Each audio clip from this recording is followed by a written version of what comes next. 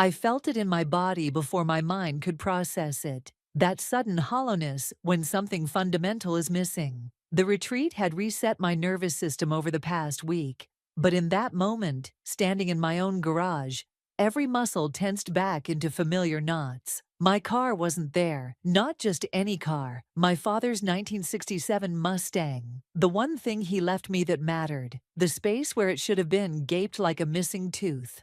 "Danielle," I called out, my voice bouncing off concrete walls. The house key felt cold between my fingers as reality slowly crystallized around me. I'd given Danielle my spare key to water my plants while I was gone. We'd been best friends for 8 years, the kind who finished each other's sentences and held each other's hair after too many tequila shots, the kind I trusted with everything. My suitcase wheels clacked against the concrete as I dragged it inside, the sound unnaturally loud in the stillness of my house. Something was wrong. Not just the missing car, the energy was off. The air felt different. "Danny." My voice sounded smaller now. No answer, just the hum of the refrigerator and the ticking of the grandfather clock my mother had insisted I take when she downsized. I moved through the living room, noticing empty spaces on shelves where photos had been. My breath quickened as I headed for my bedroom, where the real shock waited. My closet door hung open, revealing bare hangers where my designer pieces had been. The jewelry box on my dresser lay open and empty. The diamond earrings from my first bonus, the vintage Cartier watch I'd splurged on after my promotion, all gone. My phone buzzed in my pocket. A text. "Sorry, Raquel, I needed a fresh start. You've always had everything so easy. Think of it as balancing the scales. Don't try to find me." My knees gave out, and I sank onto the edge of the bed. The mattress felt too soft, like I might fall through it into some endless void. My mind raced to process what was happening. Danielle had stolen from me, not just things, though the car alone was worth more than money could replace, but 8 years of friendship, of trust. "No," I whispered, standing up and pacing. "No, no, no." I called her immediately, straight to voicemail. "Danielle, what the fuck? Call me back right now." My voice cracked as anger battled with disbelief. I tried again and again. Nothing. I scrolled through our text history, looking for clues I might have missed. Our last exchange was about my trip, her wishing me a relaxing time, me thanking her for watching the house. Normal, mundane, a lie. The bathroom door was ajar, and I pushed it open to splash cold water on my face. My reflection looked wrong somehow. Same dark eyes, same wavy hair falling past my shoulders. But something had changed. The woman staring back at me looked haunted. I gripped the edge of the sink. "Think, Raquel, think. Cameron." I needed to call Cameron. He was friends with both of us, had introduced us at a housewarming party years ago. Surely he'd know something. He answered on the third ring. "Hey, you're back. How was the—" "Danielle took my car," I cut in. "And my jewelry, and half my closet. Tell me you know where she is." The silence stretched for 3 beats too long. "Cameron." "Jesus, Raquel, are you serious? Would I joke about this? My father's car." "Cameron, she took my father's car." Another pause. "I haven't talked to her in a couple days, but—" He hesitated. "She mentioned something about moving, with some new guy. Freddie, I think." I assumed you knew. My free hand curled into a fist. "New guy. She's been single for months." "Not anymore." They seemed pretty serious when I ran into them last week. The floor seemed to tilt beneath me. "And you didn't think to mention this?" "I thought you knew. You two tell each other everything." I laughed, a sharp, bitter sound that surprised even me. "Apparently not." After hanging up, I sank to the bathroom floor, my back against the cool tile wall. The betrayal felt physical, like someone had reached inside my chest and squeezed. Dad's car, the only piece of him I had left. I closed my eyes and saw him teaching me to drive it when I was 16, his patient smile as I ground the gears. "Easy does it, Rack," he'd said. "Respect the machine, and it'll respect you back." My eyes snapped open. I pulled myself up and walked with purpose to my home office. The computer hummed to life, and I logged into my bank account. The balance was wrong. Way wrong. I scrolled through recent transactions, my stomach dropping with each swipe, multiple transfers to an account I didn't recognize over the past week, small enough to not trigger fraud alerts, large enough to drain nearly $30,000. While I'd been meditating and journaling at a lakeside retreat, Danielle had been systematically dismantling my life. I grabbed my phone and took a picture of the transaction history, then opened my contacts. I scrolled past Danielle's name, my thumb hovering for a moment before continuing, and tapped on Eloise, my colleague, and the only person I trusted right now. "I need your help," I texted, "and possibly a lawyer." Then I looked back at my reflection, something hardening behind my eyes. "I'm coming for you, Danielle," I whispered, "and I'm taking back everything you stole." Eloise arrived within 30 minutes, still wearing her work clothes, crisp black pants, and a silk blouse that somehow hadn't wrinkled, despite the 12-hour day I knew she'd put in. She took one look at my face and pulled me into a hug. "I brought wine," she said, holding up a bottle of Cabernet, "and pizza's on the way." I led her to the kitchen, grateful for her practical approach to crisis. While I grabbed glasses, she surveyed the empty spaces where things used to be. "How much did she take?" Eloise asked, her voice carefully neutral. "30,000 from my accounts. The car, jewelry, clothes." I poured the wine with shaking hands. 8 years of friendship. Eloise took a long sip. "Have you called the police?" "Not yet." I stopped, realizing how stupid it sounded. Part of me keeps thinking there's an explanation, that she'll call and say it was all a misunderstanding. "Raquel." Eloise set her glass down. "This wasn't a misunderstanding. This was calculated." I knew she was right. The Danielle I thought I knew, the one who held my hand at Dad's funeral, who brought soup when I had the flu, wouldn't do this. But maybe that Danielle never existed. "We shared everything," I said quietly. I gave her the spare key to my house, access to my Netflix, my Hulu. She knew where I kept my passport, for Christ's sake. I looked up suddenly. My passport.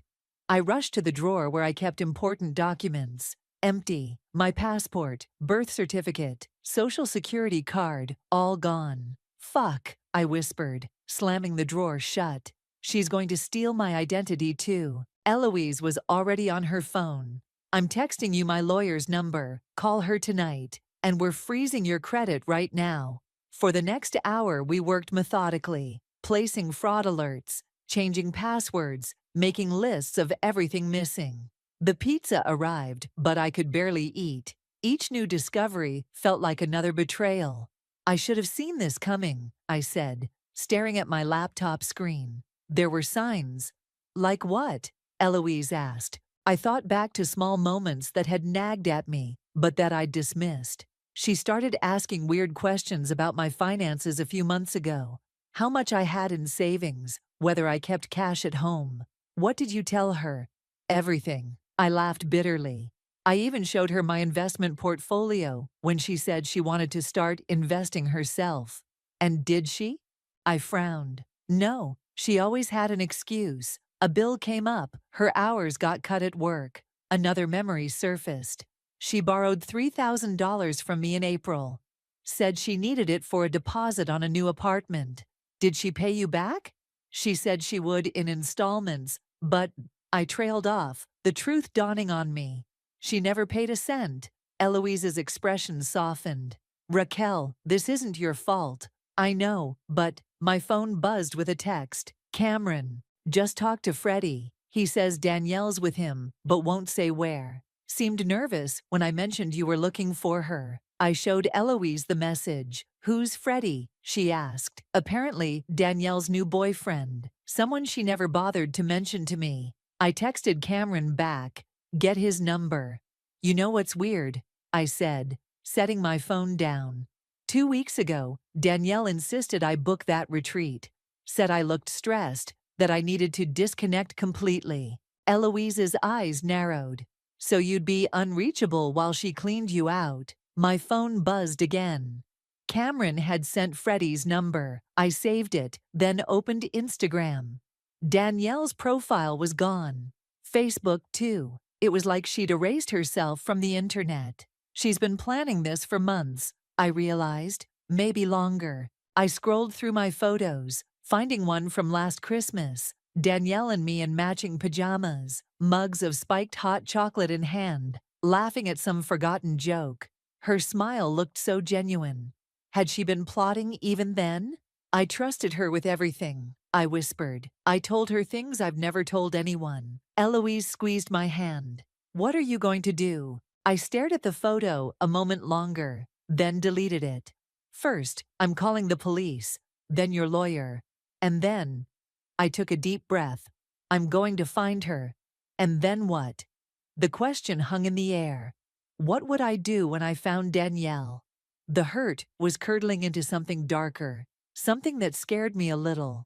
I don't know yet, I admitted. After Eloise left, I sat alone in my half-empty house, scrolling through my phone. I found myself looking at photos of my dad's Mustang, the rich cherry red paint he'd lovingly maintained, the cream leather seats we'd reupholstered together the summer before he got sick. I'll get it back, Dad, I promised the empty room. My laptop pinged with an email notification. The subject line made my heart skip. Your recent purchase. It was a receipt from a high-end furniture store in Phoenix. $12,000 charge to my credit card that I thought I'd already frozen. The shipping address was unfamiliar.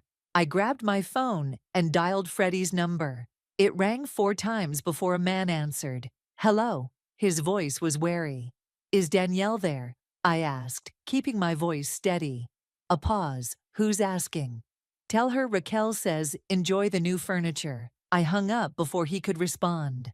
I had an address now, and with it, the first real thread to pull. I couldn't sleep. The furniture receipt from Phoenix kept pulling me back to my laptop, where I'd spent hours researching the address. It was a luxury apartment complex, the kind with a rooftop pool and concierge service, the kind that required excellent credit and a substantial income, neither of which Danielle had. By 5 a.m., I'd made my decision. I showered, packed a small overnight bag, and booked a flight to Phoenix for that afternoon. The police had taken my report, but made it clear that disputes between friends weren't high priority. Eloise's lawyer had been more helpful, already filing paperwork to freeze my accounts and flag my stolen documents. But I needed to see Danielle's face when I confronted her. I was pouring coffee when my phone rang. Cameron. Hey, I answered, trying to sound casual. Any news?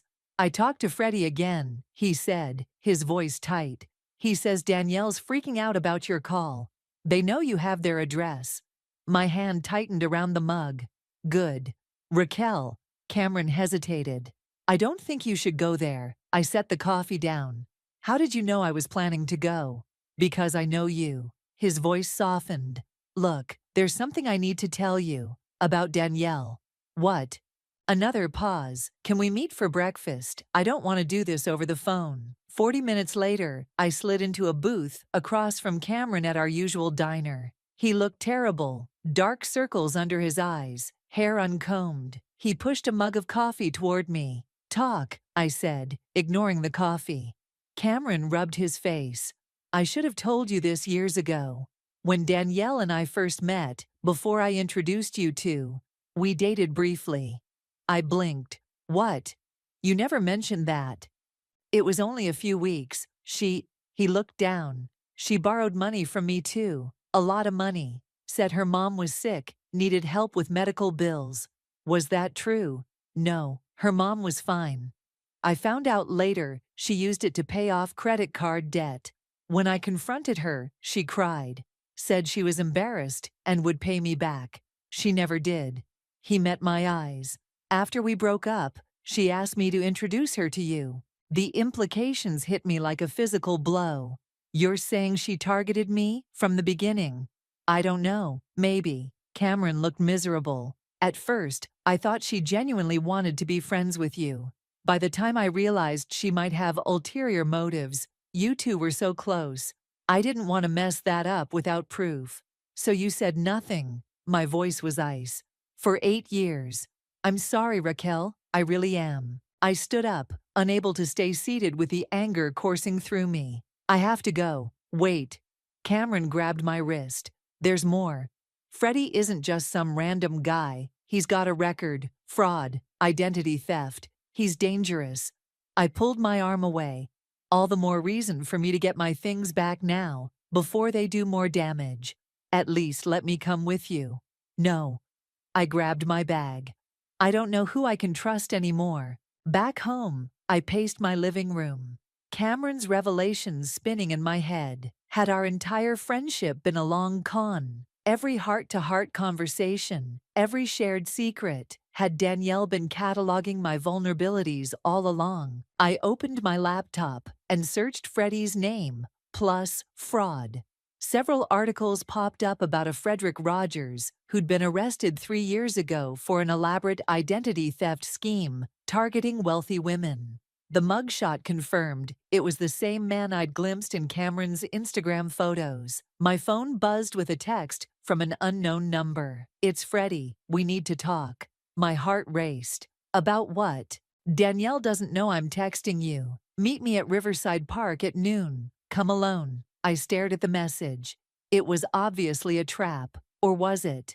If Freddie was willing to turn on Danielle, maybe I could use that. "Why should I trust you?" I texted back. "Because I have your father's car keys, and I know where the car is." I called Eloise immediately. "He's playing you," she said, after I explained. "Don't go alone." "I won't," I promised. "But I need to see what he wants."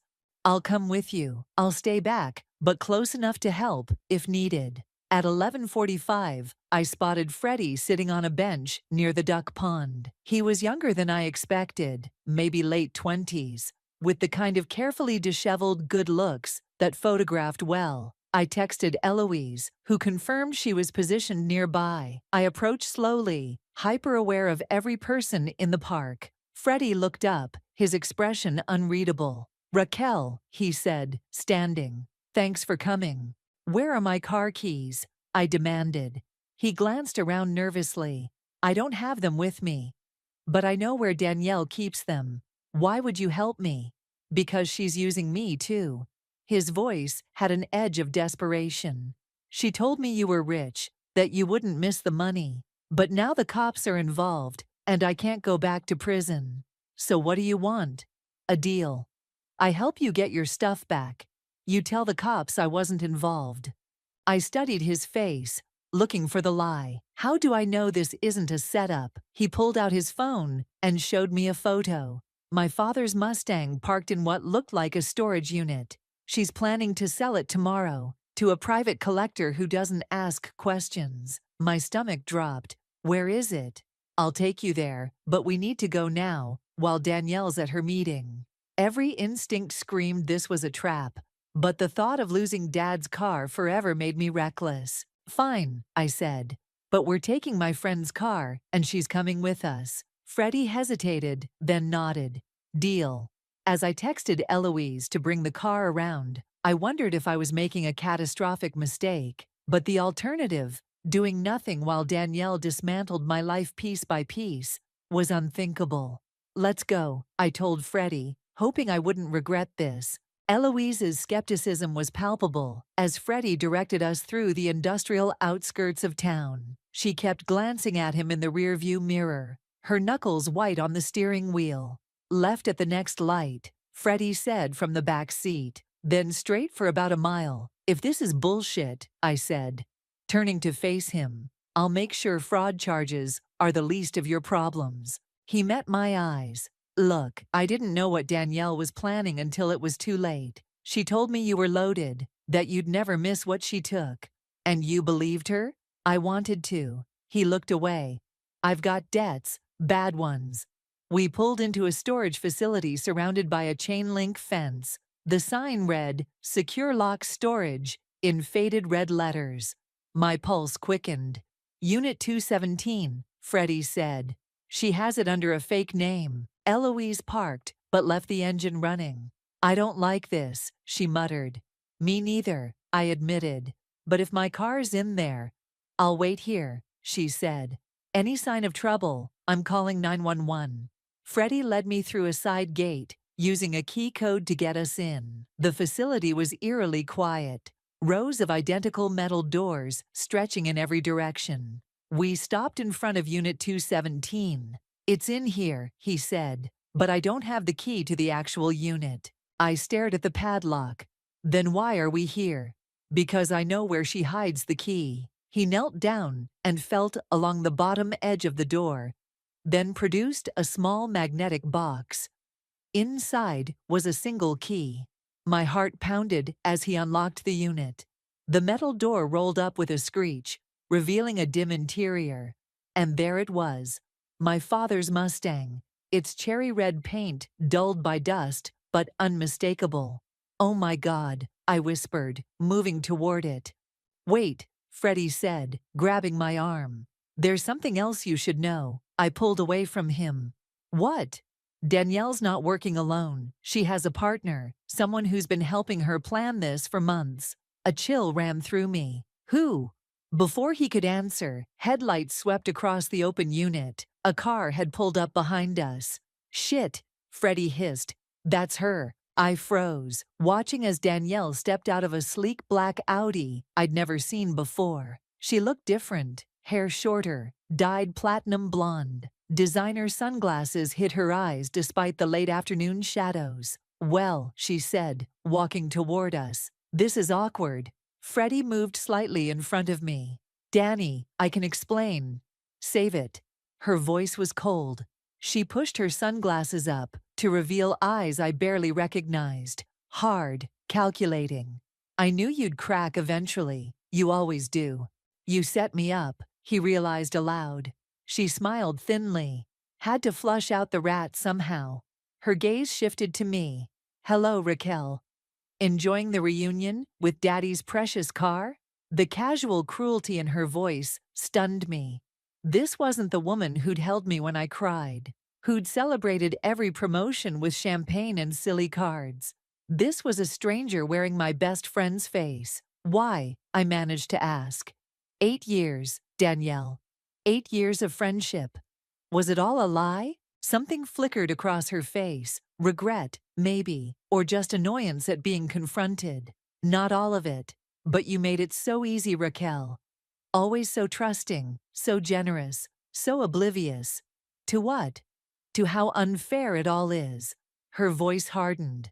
"You with your perfect job, your family money, your charmed life. You never had to struggle for anything." I almost laughed. "You think my life has been easy. My father died when I was 23. I worked 60-hour weeks to get where I am. Nothing was handed to me." "Please," she rolled her eyes. "Your dad left you that car. Mine left me with 50,000 in debt and a mother who drank herself to death, trying to cope. But you wouldn't know anything about real problems, would you?" Before I could respond, Eloise appeared behind Danielle, phone in hand. "The police are on their way," she announced. "I've already sent them photos of the car and storage unit." Danielle's composure slipped for a moment. She glanced at Freddie, who shrugged helplessly. "You think this changes anything?" she asked me. "It's your word against mine. I'll say you loaned me the car, gave me the jewelry as gifts. Who's going to believe otherwise?"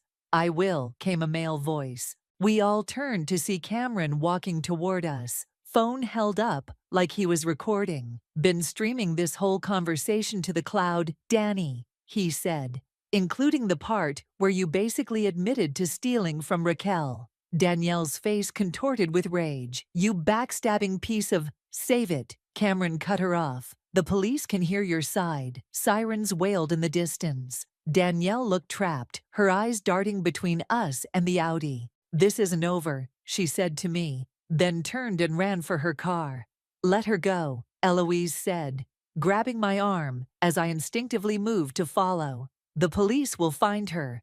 We watched as Danielle sped away, tires screeching. Freddie made no move to follow, standing awkwardly beside the Mustang. "I really didn't know how far she was going to take this," he said quietly. Cameron approached us, stopping his recording. "I followed you guys here. Figured you might need backup."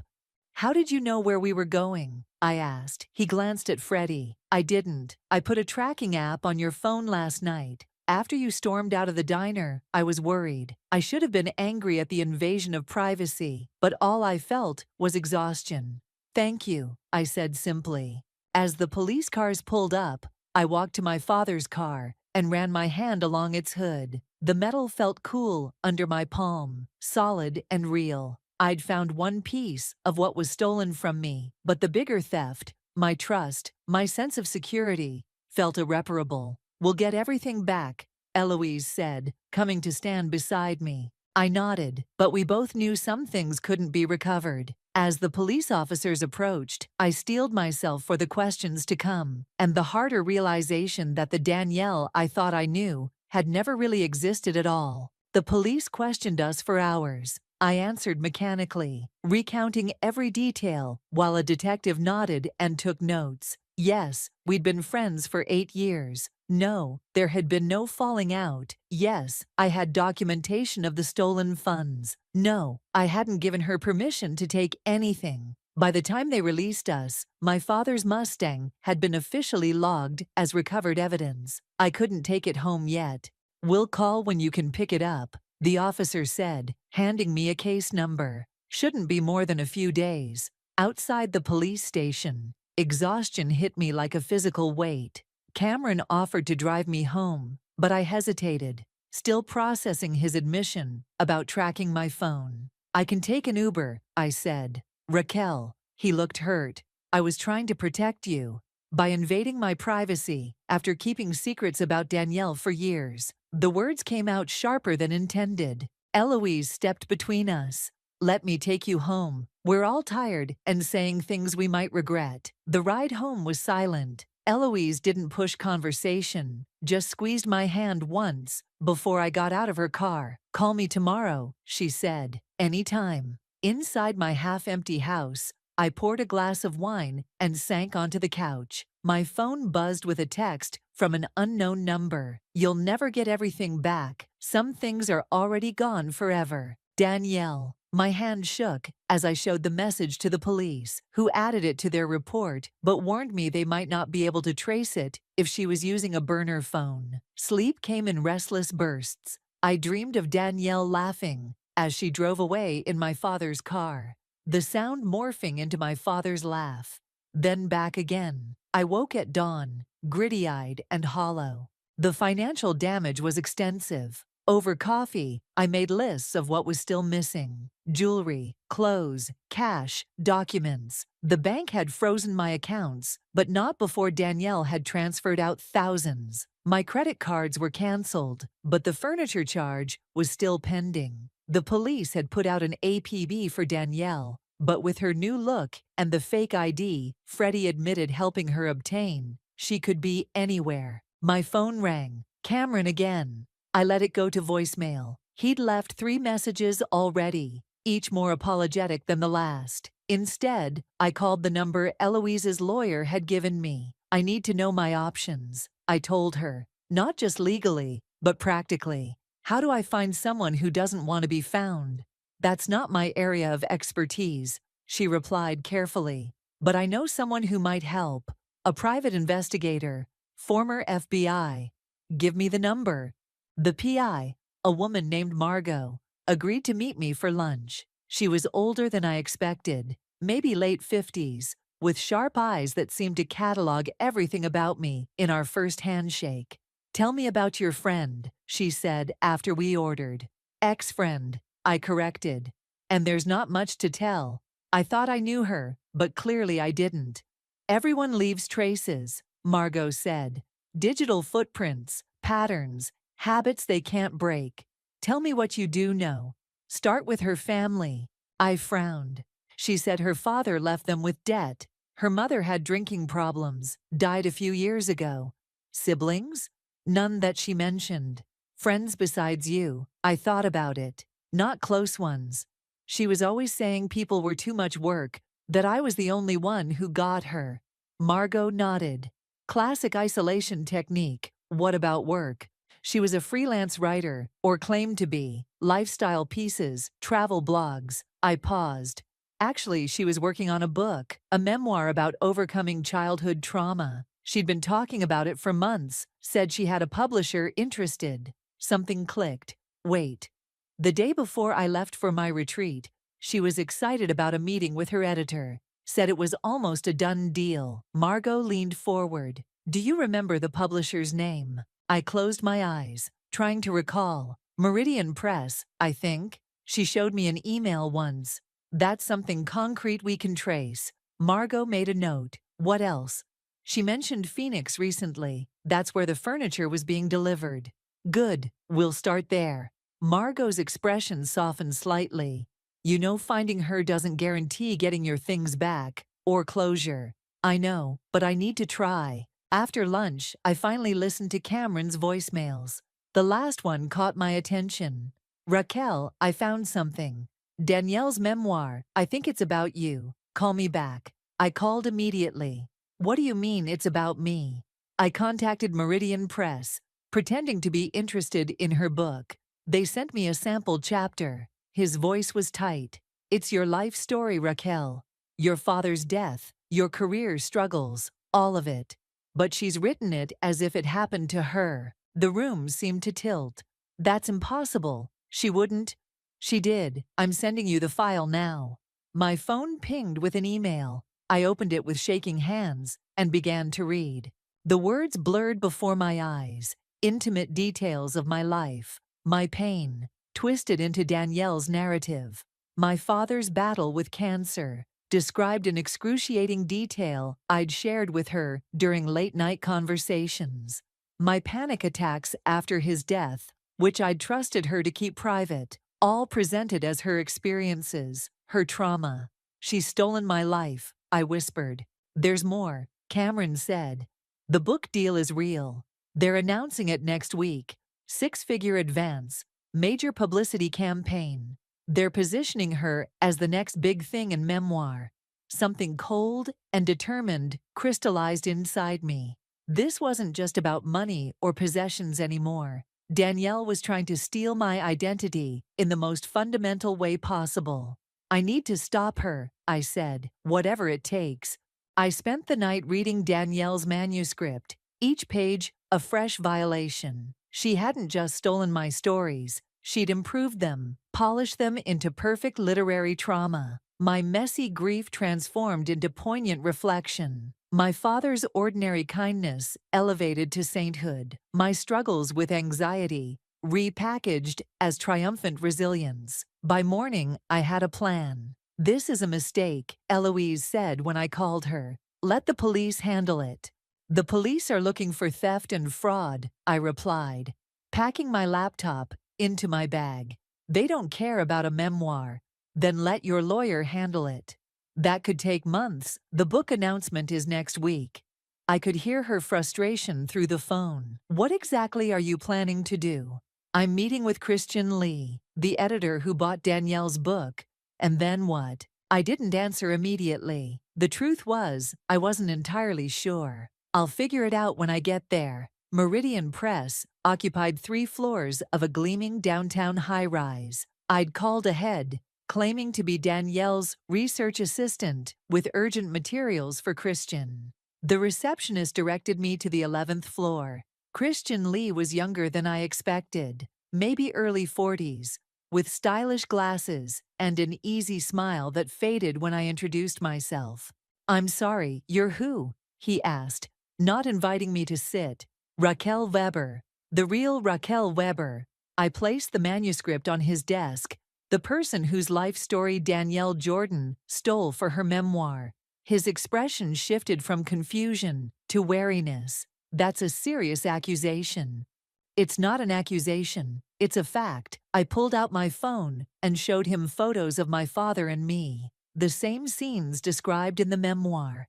Everything in that book happened to me, not her. Her real name is Danielle Jordan, and she's currently wanted by the police for theft and fraud. Christian's professional composure cracked slightly. Ms. Weber, did she mention she's been living in Phoenix under a fake name?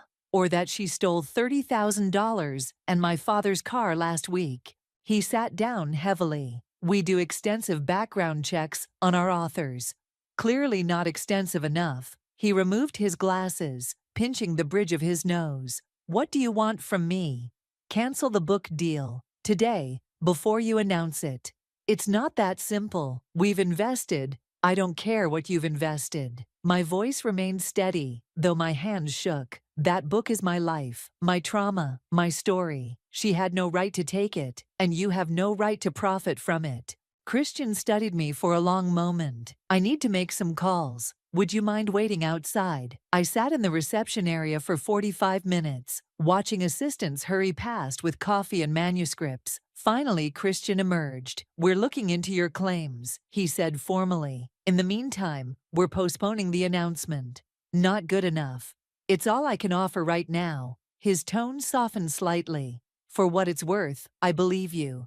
But this isn't just my decision. I stood to leave. You have until tomorrow to cancel the deal completely, or I go to every publishing industry blog and news outlet with this story. I'm sure they'd love to hear how Meridian Press is profiting from stolen trauma.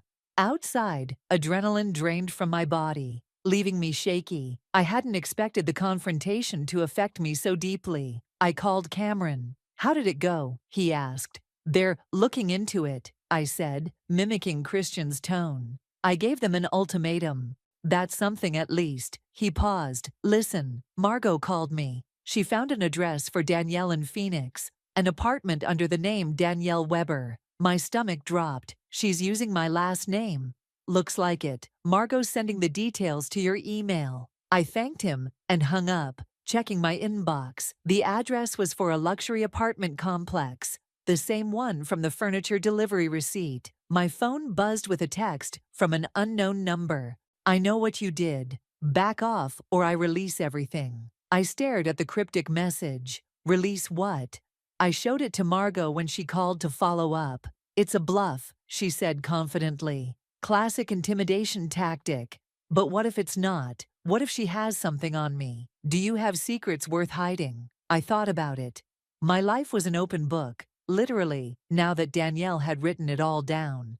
Nothing that would matter. Then ignore it. Focus on the next step. The next step. I booked a flight to Phoenix for the following morning, ignoring the voice in my head that said this was crossing a line. Danielle had obliterated all lines between us. That evening, Christian called.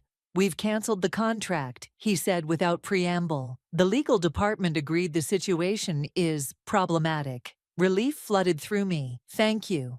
Don't thank me yet. Danielle's threatening to take the book elsewhere. Says she has proof the story is hers. What proof? Journals, apparently. Going back years, and he hesitated. She claims you're the one stealing from her, that you've been obsessed with her life and trying to take it over. I laughed bitterly. That's ridiculous. Maybe, but she's convincing and determined. After we hung up, I sat in stunned silence.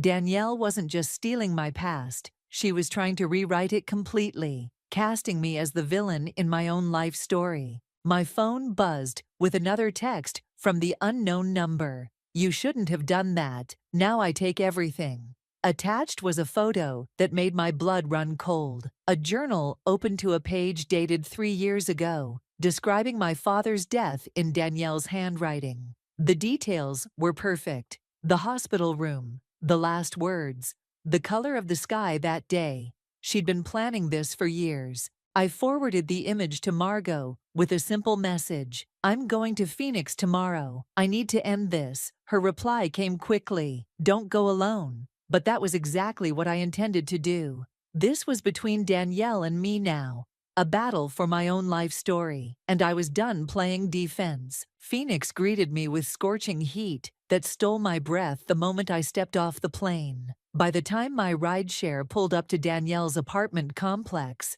my cotton blouse clung to my back, and determination had hardened into something colder. The building was exactly as pretentious as I'd imagined. All glass and steel, with a uniformed doorman and a fountain in the lobby.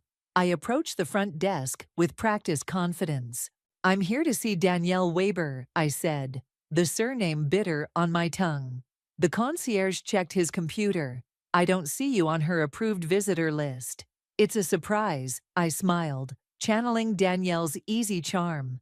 I'm her sister, just flew in from New York." He hesitated, then smiled back. "I'll need to see some ID." I handed over my driver's license, heart pounding. His eyes flicked between my face and the name. Weber, right. Apartment 1107. "I'll let her know you're coming up." Actually, I touched his arm lightly. "I'd really like to surprise her. It's her birthday." He looked uncertain, then nodded. 11th floor, to the right. The elevator ride gave me 30 seconds to question everything. What was I actually going to do when I saw her? What if Freddie was there? What if she called security? I had no real plan beyond confrontation. Apartment 1107 had a sleek black door with no peephole. I pressed the doorbell before I could lose my nerve. Nothing. I pressed it again, longer this time. Still nothing. Had the concierge warned her? Was she hiding inside, watching me through some hidden camera? I was about to turn away when I heard the elevator ding behind me. I froze. Danielle stepped out, arms full of shopping bags from high-end boutiques. She saw me and stopped dead, her face draining of color beneath her new platinum hair. "Surprise," I said quietly. She recovered quickly, shifting the bags to one arm and fishing out her keys. "You shouldn't have come here, Raquel. You shouldn't have stolen my life." She brushed past me to unlock her door. "I didn't steal anything that matters. My father's car doesn't matter. My money, my life story." She pushed the door open and turned to face me. "Are you coming in, or would you prefer to have this conversation in the hallway where everyone can hear?" I followed her inside, immediately struck by the familiar items scattered throughout the stylish apartment. My vintage record player sat on a shelf. My throw pillows adorned her couch. Even the art on the walls, pieces I'd carefully collected over years, hung as if they'd always been hers. "You've been busy redecorating," I said, my voice tight. Danielle set her bags down and moved to the kitchen, where she poured herself a glass of water. She didn't offer me one. "What do you want, Raquel? An apology? Your stuff back?